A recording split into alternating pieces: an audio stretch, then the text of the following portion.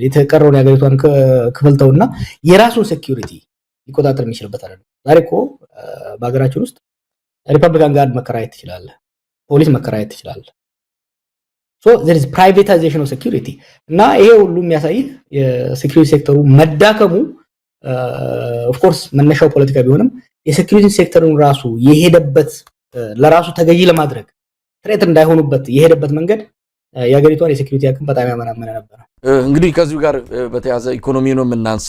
በተለይ በኢኮኖሚ ላይ ብዙ ጊዜ በመድረኮችም ስትናገር ነበር። አሁን ኢትዮጵያ ያለችበት የኢኮኖሚ ሁኔታ በጣም አደገኛ በሚባል የሰዎችን የወደፊት ህልውና አደጋ ላይ በጣለው መስመር ላይ እየገሰገሰ ይገኛልና ከዚህ አንፃር መሰረታዊ ችግሩ ምንድነው? አብይ አህመድ ኢትዮጵያ ብልጽግና ላይ ናት፣ እንደውም አሁን መሪ ቃላቸው የመስፈንጠር ዘመን ነው ብለዋል። መስፈንጠር ላይ ነን፣ በ2018 ደግሞ ይሄንን በብዙ ጥፍ የምንጨምርበት ዘመን ይሆንልናል ብለዋል። ብልጽግና የሚሉትንም ፓርቲ ሲያቋቁሙ ብልጽግናን በእጃችን የምንጨብጥበት ጊዜ ሩቅ አይደለም በሚል ነው። እንዴት አየው ከኢኮኖሚ ጋር ተያይዞ ያለውን የአብይ አህመድን ዘመን? ከዳው ወደ ምን እንዳይደረሰ ነው ደግሞ አዲስ ያመጡት።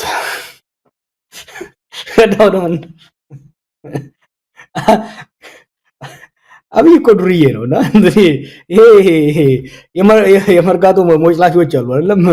አምታቶ ኪስ ገብቶ ምናምን ወዲያ ሀብታም የሚሆኑ ተቀባብቶ የሰው ወይ መኪና ተከራይተው የኔ ሀገር እንደዛ አያድግም ነው። አንድ ሰው ወይ ሎተሪ አሸንፎ ወይ ሰርቆ ምናምን ሀብታም ሊሆን ይችላል። ደጋግሜም ብለው አብይ ቲንክስ ላይክ ዛት ሀገር እንደዛ የሚያድግ ይመስለዋል። ሀገር በስሎጋን በመፈክር አያድግም። ሀገር ሰርቆ አያድግም። ሀገር በሎተሪ አያድግም። ሀገር በፕላን በፖሊሲ የታገዘ ጠንክሮ በመስራት አመራር በመስጠት ነው ሀገር ሊያድግ የሚችለው እና ይሄ እንፈለጠራለን ከዳ ወደ መንዳ አምና ከዳ ወደ መንዳ ብለው እዳ በዳ አረጓት ሀገሪቷን። ከዳ ወደ መንዳ ባሉበት አመት ውስጥ የሀገራችን ጂዲፒ አይ ቲንክ 200 ቢሊዮን ወደ 100 ቢሊዮን ዝቅ አለ። ከዚህ ማጂንስ ምን ነው የዚህ ሁሉ ጣጣ አንዱ አስተሳሰቡ ነው። ይሄ ፕሮስፔሪቲ የሚባለው አስተሳሰብ በጣም ስትሬንጅ ነገር ተመኝ እንጂ ሁሉ ይሞላልሃል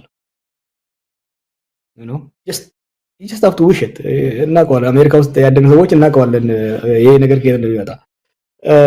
ስካም ነው really ስካም መነሻው አንዱ እሱ ነው።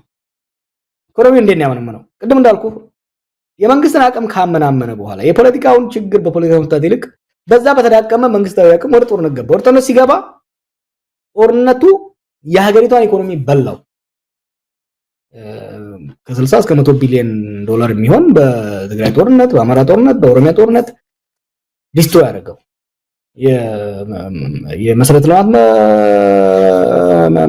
መውደም፣ የውጪ ኢንቨስትመንት መጥፋት ሁሉም ተደማምረው መጡ። ከዛ የተረፈችው ምን ቢያደርግ ይሻላል? ትንሽ የቀረሰችው ነበር በለጀ ላይ በጣም we are so unlucky እኮ በዚህ ጊዜ እንዲህ አይነት ሰው እንዴት መጣ የሚለው ራሱ you have to really ask ፈጣሪ ምን ብናደም ምን በበድለው ነው በዚህ ጊዜ እንዲህ አይነት ሰው ያመጣው? ከጦርነት የተረፈችውን ገንዘብ ሰብስቦ ወይ ቤተ መንግስት፣ የመንገድ ላይ ብልጭልጭ፣ መዝናኛ፣ ላሊበላ ቱሪስት ሄዶ ማየት ተስኖት እያለ ጎርጎራ ብሎ ዛጋ ገንዘብ ያፈሳል። በጦርነት ከጦርነት መውደ የተረፈውን ብልጭልጩ ላይ አወጣው። ከብልጭልጩ የተረፈው ደግሞ ምን ቢያደርገው ይሻላል? ሄደና ከአይኤምኤፍ ጋር አይኤምኤፍ ከእናቴ መቀነስ ነው ብሎ ሄዶ ሲፈታው የተረፈችውን ኢኮኖሚ ተቀርቧት ወጣ ማለት ነው። ከአይኤምኤፍ ጋር ያደረጉት ስምምነት ምንድነው? ታሞ ባልጋ ላይ ያለን ሰው ኮሶ እንደመስጠት ነው። ኮሶ ገጠር ልጅ ነው። ኮሶ ታውቃለህ? ኮሶ ሰጣት። የሀገሪቷን ኢኮኖሚ ተቅማጥ በተቅማጥ ነው ያደረገውና አሁን ክራሽ አደረገ። ኢኮኖሚ ዳን እና የኢኮኖሚው መዳከም ብቻ አይደለም፣ የኢኮኖሚው ሙሉ በሙሉ ወድቆ ያለበት ሁኔታ ነው ያለውና የሚያሳስበኝ ክራይሲስ ውስጥ ገባለ። አንዳንዴ ሳታስበውም እኮ የሀገር ኢኮኖሚ ክራይሲስ ውስጥ ሊገባ ይችላል። ቀውስ ውስጥ ነኝ ብሎ ማሰብ መቻል አለበት። አሁን የምናውቃቸው ትላልቅ ክራይሲሶች እንደ አርጀንቲና፣ ብራዚል፣ አሜሪካ ራሷ ግሬት ዲፕሬሽን ውስጥ ገብታ ነበር። የኤዥን ፋይናንሻል ክራይሲስ ትገባለህ። ክራይሲስ ከገባህ ከክራይሲስ ለመውጣት መስራት አለበት። ግን ክራይሲስ ውስጥ እንደገባህ ቀውስ ውስጥ እንደገባህ ራሱ ማመን መቻል አለበት። ኢትዮጵያ ኢትዮጵያ ደሃ ሀገር ነች። በድህነት ነው ያደግነው፣ ምንም ጥያቄ የለውም። ግን አስተማሪ ልጆቹ መቀለብ ሲያቅተው፣ ዶክተር ልጆቹ መቀለብ ሲያቅተው፣ እኛ ከበረሃ የምንመጣ ሰዎች ዝናብ ሲጠፋ እርዳታ ስናገኝ ያደግነው፣ ምንም ጥያቄ የለውም። ከተማ የሚኖር ሰው ግን የመንግስት እርዳታ ሲጠባበቅ፣ መምህራን በትምህርት ቤት ሲመገቡ ቤታቸው ዝናብ ለሚበሉት አጥተው አይነበር ሄድ ነው እና የባንክ ሰራተኛ፣ የፍርድ ቤት ሰራተኛ፣ ዳኞች እና ጠበቆች ቡሌ ከሆቴል ገዝተው ሲገቡ ኢትዮጵያ ውስጥ ይሄ ነገር ነበረ ወይ አልነበረም? እና ይሄ ሁሉ ባለበት የመስፈንጠር ዘመን ይሉሃል። የሚያስፈራ እሱ ነው። ምክንያቱም ቀውስ ውስጥ ነን። ከዚህ ቀውስ ውስጥ ጠንክረን እንወጣለን ማለት አንድ ነገር ነው አይደለም። ከከፍታ ዘመን አልፈን አሁን ደግሞ የመስፈንጠር ዘመን ላይ ነን ሲሉ ይሄን የሚያክል ዲናያል በጣም አደገኛ ነው እና ጣረሞት ላይ ያለን ኢኮኖሚ እየተፈነጠረ ነው ካልክ መድኃኒት ያስፈልግለትም ማለት ነው። ጋር ወደ ዋናው ወደ መሰረታዊ ወደ ሆነው ወደ ወቅታዊ ጉዳይም ይሄንንም ቃለ መጠይቅ እንድናደርግ ወዳደረገን የሰሞኑ ግርግርም ለመምጣት በሚል ነው።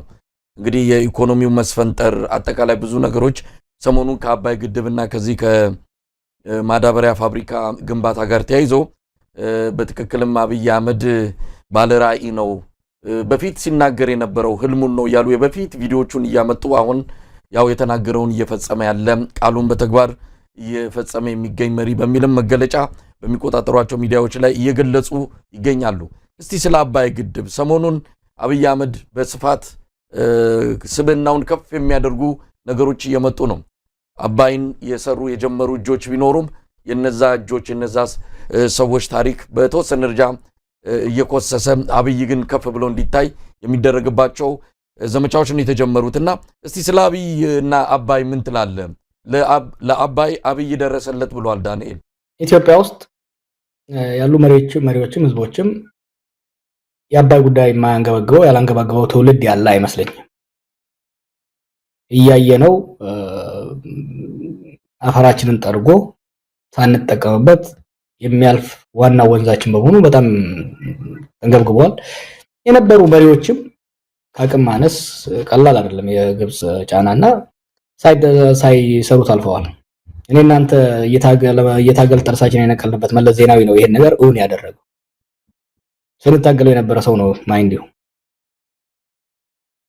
ፕላን አድርጎ አመቺ ጊዜ ተጠቅሞ የውጭ ብድር ማግኘት እንደማይችል በሀገር አቅም እንዲገነባ ያደረገው መለስ ዜናዊ ነው። ይሄ መለስም በብዙ ነገር መለስ አምባገነን ነበረ፣ ታግለነዋል፣ ብዙ ነገሮች አጥፍቷል። ለኢትዮጵያ እንደ ካሳ መለስ ጥሎ የሄደው የአባይ ግድብ ነው። አብይ ስልጣን ሲይዝ የአባይ ግድብ 65% ተጠናቆ ነበር። ኃይለማርያም አስቀጥሏል። በኃይለማርያም ጊዜ ከነበረው የፖለቲካ ቀውስ ጋር ተያይዞ ጀነራሎችም ብዙ ያጠፉት ነገር ነበረ፣ ምንም ጥያቄ የለውም። አብይ ሊመሰገን የሚገባው ሌሎች ትላልቅ ፕሮጀክቶች እንደቆሙ እንዲቀሩ ሲያደርግ ይሄኛውን ዘግቶ በቦታው ላይ መዝናኛ ባለመስራቱ ልናመሰግነው ይገባል። እንዲጠናቀቅ በማድረጉ ብዙ የፖለቲካ ጫናዎችም ነበሩ። መጀመሪያ አካባቢ ላይ አስፈላጊነቱም ላይ ጥያቄ ሲያነሳ ነበር። ሆኖም ግን ፋይናሊም ቢሆን ፕሮጀክቱ እንዲጠናቀቅ በማድረጉ ሊመሰገን ይገባል። ክሬዲት ጠቅልዬ ኪሴ ላድርግ ካለ ግን አስቸጋሪ ነው። ምክንያቱም የመለስን ሚናና የአብይ ሚና እናወዳድር ካልን ዞን እና ጥንቸልም ማወዳደር ስለሚሆን it's not fair ነው። ሁለቱንም ታግያቸዋለሁ። it's just not fair እና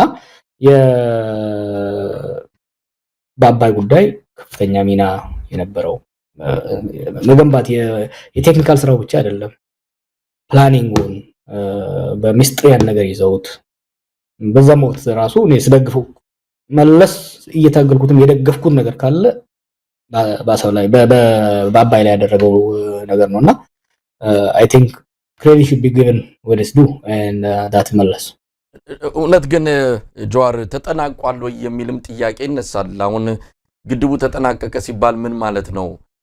ግድቡስ በፊት ከነበረው አቅም አንፃር በታቀደለት መጀመሪያ በነበረው እቅዱ መሰረት ነው ወይስ የተከናወነው? የተለያዩ የአቅሙን ማነስ የሚገልጹ እርምጃዎች ተወስደውበታል። ለምሳሌ ግድቡ የመያዝ አቅሙን ጨምሮ ተርባይኖች ቁጥር መቀነስ፣ እነዚህ ነገሮች ተደርገዋል። አሁንም ቢሆን የተጠናቀቀው የመስመር ዝርጋታ ተከናውኗል ወይ? ዋናው ትልቁ ስራ ግድቡ ተገነባ፣ ከዛ በኋላ ምሰሶ ተከላ፣ የመስመር ዝርጋታን ጨምሮ ከፍተኛ ኢንቨስትመንት የሚጠይቅ ስራ አልተከናወነም። ዝም ብሎ ግድቡ ተመረቀም የሚባል ነገር አለ። ከግድቡ ተጠናቆ ከመመረቁ ይልቅ ትልቁ የአብይን የፖለቲካ በተለይ ምርጫም ደርሷል፣ ብዙ ነገሮች እየተደረጉ ነው ያሉትና ለዛ ተብሎ የመጣ እንጂ በትክክልም ግድቡ ተመርቋል የሚለውን ጥያቄ በጥርጣሬ የሚያነሱ ወገኖች አሉና ተመርቋል ግን እውነት ተጠናቋል ግድቡ? እሱን ጥያቄ ለባለሙያዎች ተዋዋለሁ። አንዳንዴ እኮ አልሐምዱሊላህ ማለት አለበት ትንሿን ነገር። እኔ አብይ ሲያጠፋ እንጂ ሲያለማ አይቼ ስለማላቅ ትንሽ ነገር ሲያለማ እሷንም እኔ ፍራቻ ነበር፣ ደጋግሜ ጽፍ ነበር። ያኔ ተዝካለ የሄዶ ሶሺ ላይ ራሻ ላይ ሄዶ የፈረመው ስምምነት የሀገራችን ዲፕሎማቶች ተረባርበው ተዝካለ ከትራምፕ አማች ጋር አብርሃም ሳኮርድ እኮ ነው ሄዶ የፈረመው። በጣም አደገኛ ለሀገራችን አደገኛ የሚሆን በተለይ ለናይል ጥቅማችን በጣም አደገኛ የሚሆን ስምምነት ራሻ ላይ ሄዶ ከግብጾች ጋር ተፈራረመ። ከዛ በኋላ በአሜሪካ የትሬጀሪ ዲፓርትመንት ስትሬንጅ በሆነ መልኩ ዲፓርትመንት በትሬጀሪ ዲፓርትመንት አደራዳሪነት ነው ያ ነገር የተካሄደው። ያ ነገር ወደፊት ያው ሰዎቹም አሁንም በውጭ ጉዳይ ውስጥ ስላሉ ብዙ ልገባበት አልፈልግም። በብዙ ርብርብ በብዙ ትሬት ነው ከዛ ስምምነት አብይ እንዲወጣ የተደረገው። ከዛ ወጥቶ እዚህ ጋር መድረሱ ራሱ ሙሉ በሙሉ ሳያስቆመው ቦታውን ወደ ዶሮ እርባታ ሳይቀይረው እዚህ መድረሱ ራሱ ፈጣሪ ይመስገን ማለት ነው። የተረፈውን ወደ ኋላ እንጨርሰዋለን፣ አጠፋውም ወደ ኋላ እንጨርሰዋለንና my expectation for the guy solo አንተ ቆም የምሰማቸው ነገሮች አሉ። ለምሳሌ ተርባይኖቹ ቁጥር ቀንሷል፣ የመያዝ አቅሙ ቀንሷል፣ ሌሎም የሚባሉ ነገሮች አሉ። የቀነሰውን እንጨምርበታለን። this is strategically very important project። ውሃውን ራሱ መያዝ እንትን ራሱ ኢነርጂ እንኳን ፕሮዲዩስ ባያደርግልን ውሃውን መቆጣጠር መቻላችን it gives us significant comparative advantage ከግብጽ ጋር እዛ ይሄ የሜካኒካል ስራው ራሱ ብቻ ተሰርቶ ማለቁ gives us strategic advantage ይሰጠናል። እሱ ወደፊት የሚመጣው አመራር የሚመጣው ትውልድ ደግሞ የመስመር ዝርጋታውንም እያሰፋው ይሄዳል።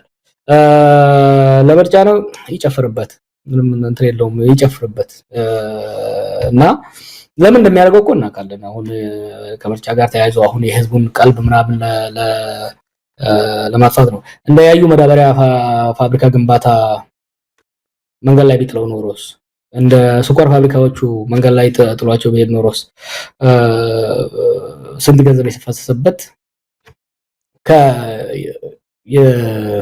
የዚህ የህዳሴ ግድብ ጥቅም ኢኮኖሚያዊ ብቻ አይደለም፣ የሴኩሪቲ እና ጂኦፖለቲካል ጥቅሙ በጣም ትልቅ ነው። ለኔ አንድ ኪሎዋት መብራት ራሱ ባያወጣ መገደቡ ራሱ የሚጠቅመው ጥቅም አለና እሱን አፕሪሺየት አድርገ ነው የአብይና የጋሻ ጃግሬዎችን ጨፈራን ኳስ በመሬት ምክንያቱም ብዙ ነገሮች አሉ በውስጡ እና ይሄ ብሎ መሄዱ ለውጭ ተጋላጭነት ስለሚያመጣ አይ ቲንክ በዛው ማለፉ ይበጃ ይመስለኛል። አሁን እንግዲህ ጃዋር ምናልባት ቃለ መጠይቁን ወይም ከዳንኤል ክብረት ጋር ያደረገውን ቃለ መጠይቅ ሙሉን አልሰማሁትም፣ ግን አንዳንድ የወጡ በክሊፕ ደረጃ የሚሰሙትንም አለ፣ በጽሁፍም እንዲህ ብሏል የሚል ነገር አለ። ማረጋገጫ አላገኘውም፣ ግን ግድቡን እንዳላዛር ተመልክቶት እኔ ኢየሱስ ሆኜ አዳንኩት የሚልም ነገር ተናግሯል አሉ። በትክክል ከአንደበቱ መስማት አለብን። እንደዛ ብሎ ከሆነ ያው የታሪክ ሽሚያ ነው። ሙሉ በሙሉ የሌሎችንም ታሪክ ቀምጦ እንደው በተወሰነ ደረጃ የሰማሁትም አለ። ያቅሙ ስነት አለባቸው ችንታክል ነው የሰሩት በጣም ትንሽ ነው ብሎ የነሱን ስራ የማቆሰስና የሱን የማግዘፍ ነገር አለ። በሱም የሚዲያ ሰዎች አማካኝነት በቲክቶክም በዩቲዩብም ብልጽግናን የሚያገለግሉ የዲጂታል ሰራዊት አባላትም ግድቡ ድረስ ሄደው ከ10 ዓመት በፊት ምንም እንዳልተሰራ አፈር ብቻ እንደሆነ አሁን ከ7 ዓመት ወዲህ ሁሉ ነገር ህይወት እንደዘራ አድርገው የተናገሩትም አለ። ለማንኛውም እሱን እንግዲህ ታሪክ